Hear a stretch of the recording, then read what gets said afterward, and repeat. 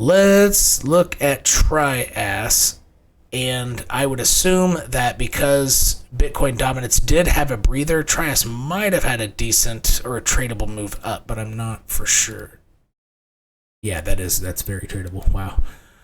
Yep, that's very, very, very tradable. All right, let's take a look. Oh, wow, 30%. That's not a bad move for TRIAS. Okay.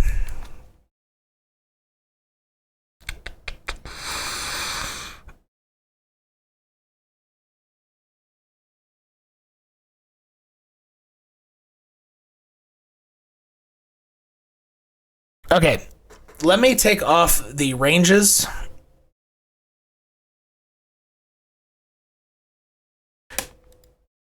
All right, ignore these blue and yellow things down here. Just ignore this for the meantime.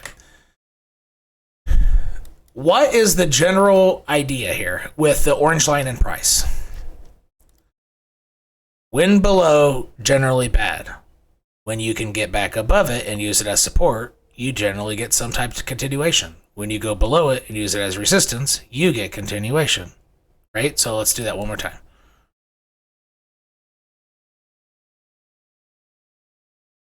When you go below it and use it as resistance, you get some form of continuation. But if you get above it and use it as support,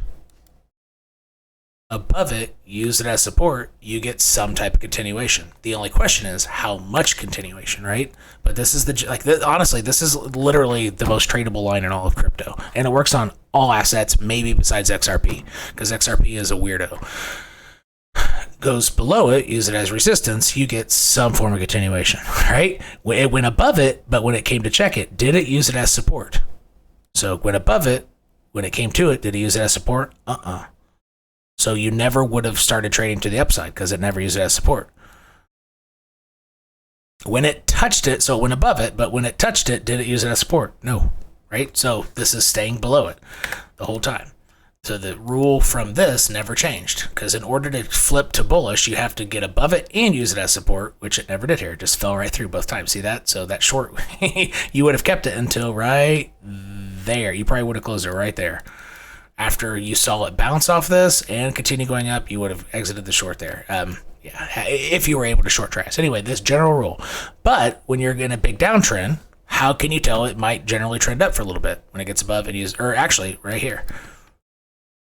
That counts too. So I got above it, use it as support. You'll have some form of continuation. In this case, how many days was it? 6 days of continuation. All right, so that's the general. And when you go back below it, use it as resistance, you get continuation. All right, so obvious rules here, and I promise you it works on everything. Like this is literally the most usable line. So this is another great piece of free information I'm giving you. This is all good, really good stuff. It might, yeah, it's among it's my favorite short-term time frame line by far. All right, now what has happened? So after all that going, there's a reason I exaggerated that and did more examples than one. It's because it's doing it now. It got above it and used it as support. Now, how confirmed is this support?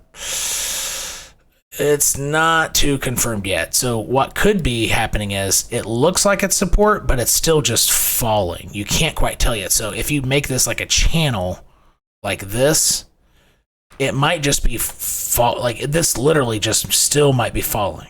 So this is not I wouldn't say this is confirmed until you get a 1 hour closure above that wick high, right? This guy, let me zoom in.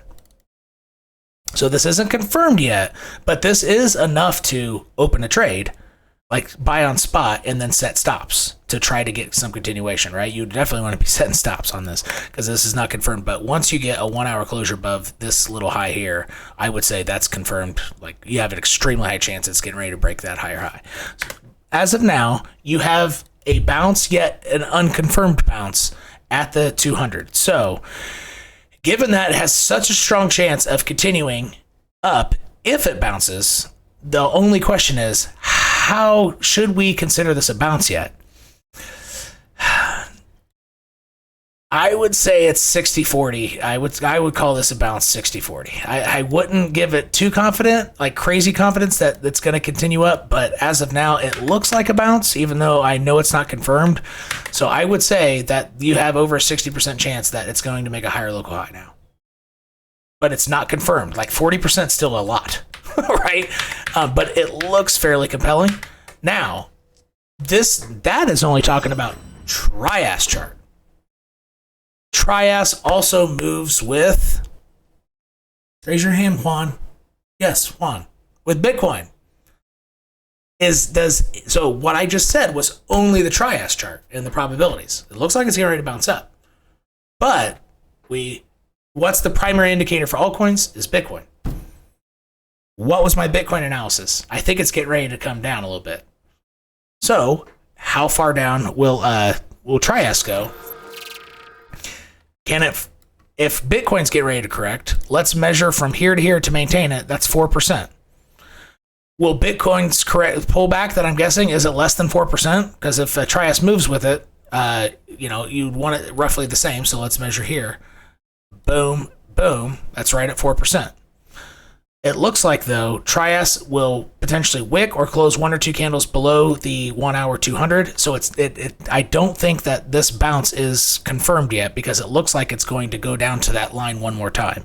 So what I think TRIAS is getting ready to do in the meantime, combining TRIAS chart with its probabilities, 60-40, but now I have to kind of reduce that because I think it's getting ready to come down to this line again. So I would have to delete this. Like, I think it has a chance to bounce, but I don't think it's bounced yet because of my Bitcoin analysis. I think it's going to go hit that line again. So what I would do here is I would expect it to come below this line again, at least on a wick or two. And then depending on Bitcoin strength, I would then make my guess if it's going to bounce there. And that's your short-term analysis, essentially. So whether or not it's going to get in a trend up here just depends on how it interacts with that line. And what did I talk about with Bitcoin? Same line, 1 hour 200 EMA. It's a big deal. And the reason it's a big deal is because it essentially aligns with the daily 10. And daily 10 is probably the most traded single EMA like in the world. Daily 10 is very, very, very, very, it's on most people's radar. If Bitcoin does bounce where I'm thinking, and it does go up to 35K, TRIAS will probably get over this wick, but not to that height there. So I would say target for TRIAS, if Bitcoin does rally up, is somewhere about here. And again, the idea of 35K Bitcoin is in question for me. I'm not convinced that's going to happen because I haven't seen the pullback yet. I haven't seen how it pulls back, but as of now, it looks like a nice target for TRIAS should Bitcoin continue, which as of now, it kind of looks like it, but that would be closer to $2.70. So from this analysis, you saw me pull up TRIAS, not even knowing what I was going to say about it, right? Because I hadn't looked at it in several days. And then you just watched me piece together how I was thinking about things, mostly using the 1 hour, but mixing TRIAS for itself chart, but mixing Bitcoin analysis and how I came to determination. So I hope that was helpful, especially how I pieced it together. Instead of interpreting this, oh, he's lazy, he should already know what TRIAS is going to do. Well, maybe that's fair, but this is a live show. And the point is, I hope it was valuable to see me piece it together specifically, because you can do it with any chart. So what I just did is not just important for TRIAS, but important for any type of analysis. All right.